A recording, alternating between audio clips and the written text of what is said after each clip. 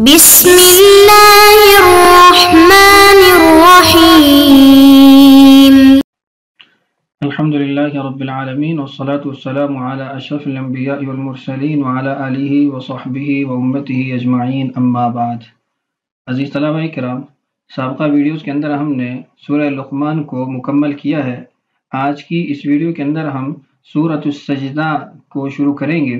اور حسب معمول سورت شروع کرنے سے قبل اس کا خلاصہ آپ کے سامنے عرض کر دیتا ہوں۔ اس کے بعد انشاءاللہ پھر ہم ترجمہ اور جلالین کی جو عبارت ہے اس کو سمجھتے ہیں۔ سورۃ السجدہ یہ مکی صورت ہے اور اس میں 30 آیات ہیں اور 3 رکوع ہیں۔ اس صورت میں جو اہم مضامین بیان ہوئے ہیں ان میں سب سے پہلا مضمون وہ قرآن کی حقانیت کا بیان ہے کہ قرآن کا جو اعجاز ہے وہ واضح ہے، اس کی صداقت کے جو دلائل ہیں وہ روشن ہیں، اور یہ کلام رسول اللہ صلی اللہ علیہ وسلم کو اس لیے دیا گیا کہ وہ لوگوں کو خبردار کریں۔ دوسرا مضمون اللہ تعالیٰ کی وحدانیت اور اس کے قدرت کے دلائل کا بیان ہے، زمین آسمان اور انسان کی خلقت، اور پھر انسان کا مر کر دوبارہ زندہ ہونا، اس کو واضح کیا گیا ہے۔ تیسرا مضمون وہ مجرموں اور مومنوں کے احوال کے متعلق ہے کہ مجرمین اور مومنین ان کا قیامت کے دن کیا حال ہوگا، دونوں فریق کس صورتحال میں ہوں گے، اس کو بیان کیا گیا ہے۔ چنانچہ پھر جنت اور جہنم کو واضح کیا گیا، اس کو بیان کیا گیا کہ ایمان والے وہ نعمتوں میں ہوں گے اور مجرمین وہ پریشانی کے اندر اور مصیبت کے اندر گھرے ہوں گے۔ اور آخر کے اندر حضرت موسیٰ علیہ السلام کی نبوت سے متعلق کچھ باتیں ذکر کی گئی ہیں، تورات سے متعلق کچھ باتیں ذکر کی گئی ہیں، جس سے یہ بتانا مقصود ہے کہ رسول اللہ صلی اللہ علیہ وسلم اور حضرت موسیٰ علیہ السلام کی نبوت اور رسالت میں مشابہت پائی جاتی ہے۔ بہرحال ہم یکے بعد دیگر انشاءاللہ ان تمام مضامین کو آیات کے تحت پڑھیں گے۔ تو یہ ترجمہ سے ابتدا کرتے ہیں۔ سورۃ السجدہ مکیہ، بسم اللہ الرحمن الرحیم، الف لام میم، اللہ اعلم بمرادہ، اس کی مراد کو اللہ تعالیٰ ہی جانتے ہیں۔ تنزیل الکتاب، یہ کتاب نازل کی جا رہی ہے، لا ریب فیہ، جس کے اندر کسی قسم کا کوئی شک نہیں ہے، من رب العالمین، رب العالمین کی طرف سے، تمام جہانوں کے پروردگار کی طرف سے، پالنہار کی طرف سے۔ ام یقولون افترا، کیا یہ لوگ کہتے ہیں کہ گھڑ لیا ہے اس کو انہوں نے، بل هو الحق، نہیں بلکہ حق تو یہ ہے کہ یہ من ربک، آپ کے رب کی طرف سے ہے، لتنذر قوما، تاکہ آپ ڈرائیں اس قوم کو، ما اتاہم، کہ نہیں آیا ان کے پاس، من نذیر، کوئی متنبہ کرنے والا، من قبل کا، آپ سے پہلے، لعلہم یہتدون، شاید کہ وہ ہدایت پا جائیں۔ اللہ الذی، اللہ ہی وہ ذات ہے جس نے، خلق السماوات، آسمانوں کو پیدا کیا، والارض، اور زمین کو پیدا کیا، وما بینہما، اور جو کچھ ان دونوں کے درمیان ہے اس سب کو بھی، فی 6 ایام، 6 دن کے اندر، ثم استوى علی العرش، پھر عرش پر استوا فرمایا، ما لکم، نہیں ہے تمہارے لیے، من دونہ، اس کے علاوہ، من ولی، کوئی بھی کارساز، ولا شفیع، اور کوئی بھی سفارش کرنے والا، یعنی اس کے علاوہ تمہارے پاس کوئی بھی مددگار نہیں ہوگا، شفاعت کرنے والا، سفارش کرنے والا نہیں ہوگا۔ افلا تتذکرون، کیا تم سوچتے سمجھتے نہیں ہو؟ یدبر الامر،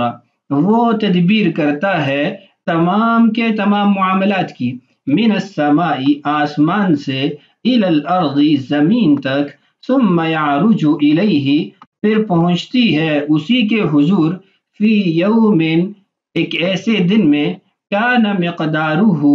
جس کی مقدار، الف سنۃ، 1000 سال ہوگی، مما تعدون، تمہارے شمار کے حساب سے۔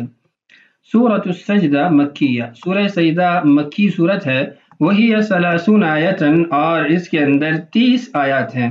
بسم اللہ الرحمن الرحیم، الف لام میم، اللہ اعلم بمرادہ بہ۔ الف لام میم کا ترجمہ صاحب جلالین ہمیشہ وہ انہی کلمات سے کرتے ہیں کہ اللہ تعالیٰ ہی ان کلمات کے معانی کو جانتا ہے۔ تنزیل الکتاب، اتاری جا رہی ہے یہ کتاب۔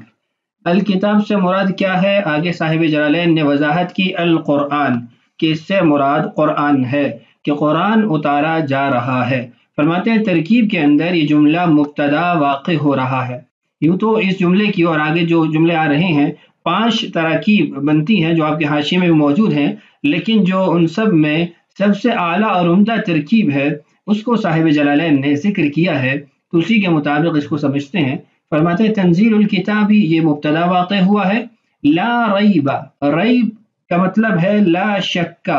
کہ کوئی کسی قسم کا شک نہیں ہے۔ چونکہ لا نفی للجنس کے لیے ہے تو اس لیے اس کے معنی کے اندر تاکید پیدا کرنی ہوگی کہ کوئی کسی قسم کا شک نہیں ہے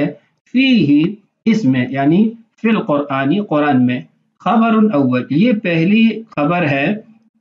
تنزیل الکتاب کی، کہ ایسی کتاب نازل کی جا رہی ہے جس میں کسی قسم کا کوئی شک شبہ نہیں ہے، گنجائش بھی نہیں ہے۔ من رب العالمین، یہ اس کی دوسری خبر ہے کہ یہ کتاب رب العالمین کی طرف سے اتاری جا رہی ہے۔ خبر ثان، یہ دوسری خبر ہے کہ یہ کتاب جو اتاری جا رہی ہے اس میں کوئی شک و شبہ نہیں ہے، اور یہ کتاب رب العالمین کی طرف سے اتاری جا رہی ہے۔ ام بمعنی بل، ام کا ترجمہ یہاں پر صاحب جلالین نے بل کیا ہے، جبکہ یہاں پر حمزہ بھی موجود ہے، بل ایقولون افتراہ، اور حمزہ وہ استفہام انکاری ہے جو شاید کاتب سے سہون رہ گیا ہے، ورنہ صاحب جلالین کی آگے جو عبارت ہے وہ بھی اسی پر دلالت کر رہی ہے کہ انہوں نے لا کا کلمہ اس لیے یہاں پر آگے لکھا ہے کہ ما قبل استفہام انکاری ہے، کہ تعجب کے لیے ذکر کیا گیا اور آگے اس کا جواب بھی موجود ہے لا، تو یہاں پر بل کے بعد حمزہ ہے جو شاید کاتب سے سہون رہ گیا ہے۔ بل ایقولون افتراہ، بلکہ کیا وہ لوگ یہ کہتے ہیں کہ اس کو گھڑ لیا ہے۔ کس نے گھڑ لیا ہے؟ محمد صلی اللہ علیہ وسلم نے اس کو خود بنایا ہے، ان کی اختراع ہے۔ تو آگے جواب ہے نفی انکار کا، لا ایسا نہیں ہے کہ یہ غلط کہتے ہیں۔ آگے اضراب انتقال کے ذریعے ما قبل جو نفی ہے اس سے اس بات کی طرف مضمون کو منتقل کیا گیا، بل هو الحق، بلکہ حقیقت تو یہ ہے کہ یہ کتاب برحق ہے، گھڑی گئی نہیں ہے، برحق کتاب ہے۔ من ربک، اور اس کا اتارنے والا آپ کا رب ہے۔ کس مقصد کے لیے اتارا؟ لتنذر، تاکہ آپ ڈرائیں۔ صاحب جلالین فرماتے ہیں بھی، یہ مفعول بھی جو اس کا محذوف نکالا گیا اور یہ دوسرا مفعول اس کا بنے گا کہ تاکہ آپ ڈرائیں، بالقرآنی، اس قرآن کے ذریعے، بہذا الکتاب، اس کتاب کے ذریعے، قومن، ایسی قوم کو، ما اتاہم، جن کے پاس نہیں آیا۔ ما نافیہ ہوگا اور قومن یہ اس کا موصوف بن جائے گا، آگے والا جملہ وہ صفت بن جائے گی، اور پھر یہ موصوف اور صفت یہ تنذرہ کے لیے مفعول ثانی بن جائے گا۔ ما اتاہم، نہیں آیا ان کے پاس، من نذیر، کوئی بھی ڈر سنانے والا، من قبل کا، آپ سے پہلے، لعلہم یہتدون، شاید کہ وہ ہدایت پا جائیں، بانذارک، آپ کے ڈرانے سے، یعنی ان کی ہدایت کا سبب وہ آپ کا انذار، تنبیہ کرنا بن سکتا ہے۔ اس آیت کے اندر کچھ باتیں عرض کر دیتا ہوں کہ یہ جو فرمایا ہے کہ آپ صلی اللہ علیہ وسلم سے پہلے کوئی بھی ڈر سنانے والا ان کے پاس نہیں آیا، تو یہ تو اللہ تعالیٰ کے اس قول کے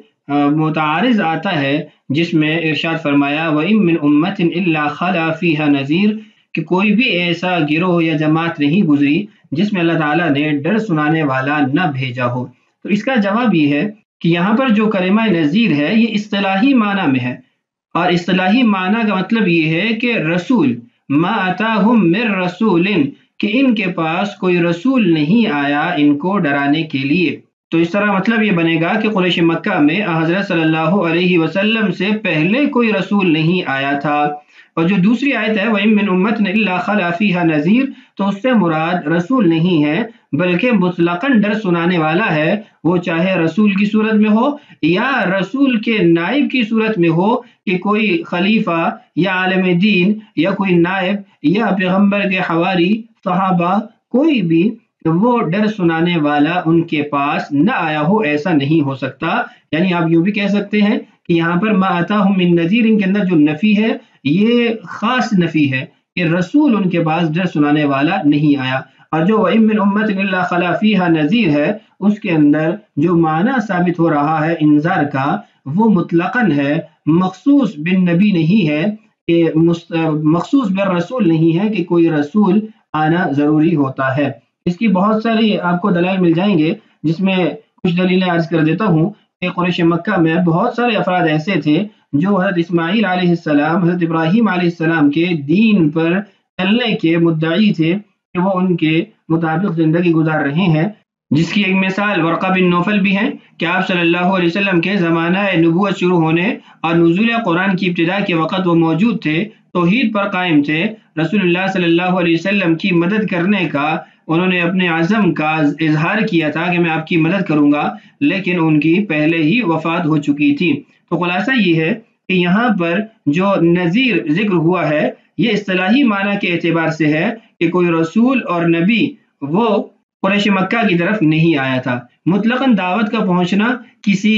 ولی کے ذریعے، کسی نائب کے ذریعے، کسی عالم دین کی طرف سے، اس کی نفی یہاں پر نہیں کی جا رہی۔ دوسرا جو اس کا جواب ہے یا وضاحت ہے وہ یہ ہے کہ ما آتاہم من نذیر من قبل کا، اس سے مراد وہ حضرت عیسیٰ علیہ السلام اور حضرت محمد صلی اللہ علیہ وسلم کے زمانے کے درمیان کے جو لوگ ہیں وہ مراد ہیں، جن کو اہل الفترہ کہا جاتا ہے، کہ ان کی طرف اس بیچ والے وقت میں کوئی نذیر نہیں آیا، کوئی متنبہ کرنے والا نہیں آیا۔ اور یہی ابن عباس اور مقاتل رحمہم اللہ کی تفسیر ہے، ان سے منقول ہے۔ تو یہ دو جواب آپ کے سامنے آ گئے، ایک یہ کہ نذیر یہاں پر اصطلاحی معنی یعنی بمعنی رسول نہیں ہے، اور دوسرا یہ کہ اگر بمعنی رسول بھی ہو، اصطلاحی معنی میں بھی ہو، تو اس سے مراد یہ ہے کہ حضرت عیسیٰ علیہ السلام اور حضرت محمد صلی اللہ علیہ وسلم کے زمانے کے درمیان کے جو لوگ جو اہل الفترہ کہلاتے ہیں ان کی طرف کوئی ڈر سنانے والا نہیں آیا۔ آگے دیکھیے اللہ الذی، یہاں سے دوسرا مضمون شروع ہو رہا ہے سورت کا، اللہ تعالیٰ کی وحدانیت اور قدرت کے دلائل۔ اللہ ہی وہ ذات ہے جس نے خلق السماوات، آسمانوں کو پیدا کیا، والارض اور زمین کو، وما بینہما اور جو کچھ ان دونوں کے درمیان ہے، فی ستۃ ایام 6 دنوں کے اندر۔ اولها الاحد، پہلا جو اس کا دن تھا جس میں ابتدا کی گئی وہ اتوار کا دن تھا، وآخرها الجمعہ اور آخری جو دن تھا وہ جمعے کا تھا۔ یہ 6 دنوں کی تعین بتائی، اتوار سے لے کر جمعے تک یہ 6 دن ہیں جن کے اندر زمین کی اور آسمان کی اور بیچ کی چیزوں کی پیدائش کی ہوئی، خلقت کی گئی۔ یہ جو لکھا ہے کہ پہلا دن اتوار کا ہے اور آخری جمعہ کا ہے، یہ امام بیہقی نے الاسماء والصفات کے اندر روایت ذکر کی ہے، اور ایسے ہی حاکم رحمہ اللہ نے بھی اس کو ذکر کیا ہے اور اس کی تصحیح بھی کی گئی ہے کہ ان الیہود اتت النبی صلی اللہ علیہ وسلم فسألته عن خلق السماوات والارض فقال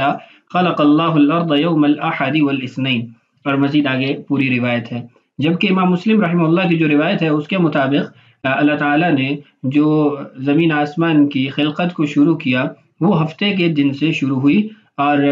آدم علیہ السلام کو جمعہ والے دن پیدا کیا گیا، یعنی زمین آسمان کا نظام اور جو کچھ اس کے درمیان ہے وہ تو 6 دنوں میں پیدا ہوا، اور جو آدم علیہ السلام کی ذات ہے اس کو 7ویں دن یعنی جمعے والے دن پیدا کیا گیا۔ اس کے اندر جو تعارض ہے اور دیگر جو تفصیلات ہیں وہ آپ حدیث کی کتابوں میں پڑھ سکتے ہیں۔ بہرحال ثم استوى علی العرش، پھر اللہ تعالیٰ نے عرش پر استوا فرمایا۔ وهو فی اللغۃ سریر الملک، فرماتے ہیں عرش لغت کے اندر سریر الملک یعنی بادشاہ کے تخت کو کہا جاتا ہے، اور استوا یلیق بہ، جہاں تک استوا کی بات ہے تو اللہ تعالیٰ کی ذات کے ساتھ جیسا مناسب ہے، جیسی اس کی شان ہے، اسی طرح استوا فرمایا۔ یہ جو کلمات متشابہات میں سے ہیں،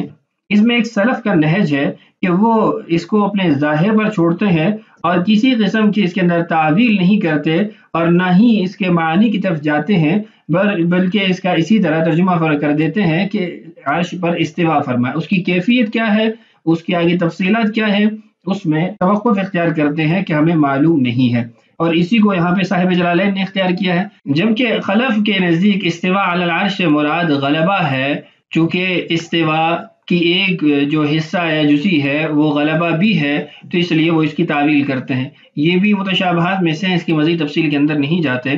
آگے فرمایا مالکم، تمہارے لیے نہیں ہوگا، یا کفار مکہ تھا، اے مکہ کے کافروں، یعنی ضمیر سے مخاطب پہلے وہلہ میں وہ مکہ کے کافر ہیں، من دونہ ای غیرہ، دونہ کا مطلب ہے غیرہ، اس کے علاوہ یعنی اللہ کے علاوہ، من ولی جن کوئی بھی کارساز، اسم ما بزیادت من ای ناصر،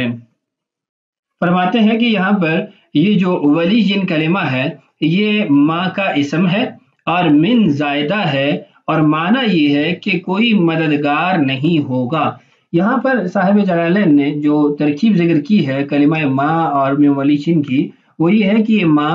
یہ حجازیہ ہے، یعنی یہ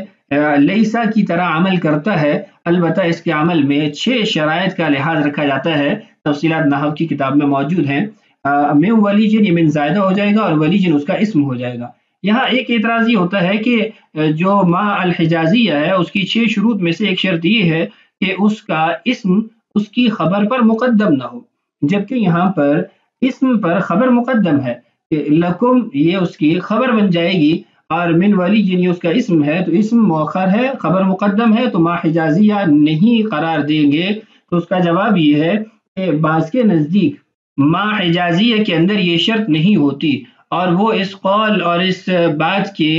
دلیل کے طور پر فرزدق کا شعر بھی ذکر کرتے ہیں۔ تمہارا خلاصہ یہ ہے کہ یہ ما حجازیہ ہی ہے، اور یہ اعتراض کہ اس کا اسم مؤخر کیوں ہے تو یہ کوئی مضبوط اعتراض نہیں ہے، بلکہ بعض کے نزدیک اسم مؤخر ہو سکتا ہے۔ ولا شفیع یہ بھی اس کا اسم بنے گا عطف ہو کر کہ اس کا کوئی سفارشی بھی نہیں ہوگا، نہ کوئی مددگار ہوگا، نہ مدد کی سفارش کرنے والا ہوگا۔ یدفع عنکم عذابہ کہ وہ تم سے اللہ کے عذاب کو دور کر سکے۔ افلا تتذکرون کیا تم سمجھتے بوجھتے نہیں ہو، ھذا اس کو یعنی اس نصیحت کو، فلا فتؤمنون کہ تم ایمان لے آؤ۔ یہ حمزہ اور فا جو افلا تتذکرون کی ابتدا میں ہے، یہ اس بات پر دلالت کرتے ہیں کہ یہاں پر ایک جملہ محذوف ہے، وہ جملہ یہ ہوگا اغفلتم فلا تتذکرون ھذا کہ کیا تم غافل